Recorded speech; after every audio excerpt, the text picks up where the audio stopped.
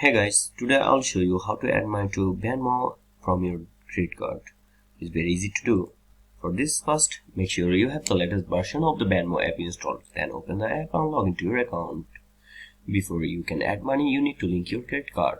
Tap the three-dot menu from top left corner. Then select settings. Then select payment methods. Tap add a bank or card. Then select card. Enter your credit card details or scan your card. Then tap Add to save it.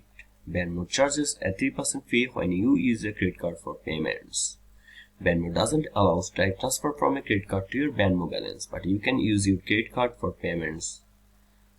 If you must add money to your Venmo balance, you can try transfer funds from your credit card to your bank account, then add money from your bank account to Venmo.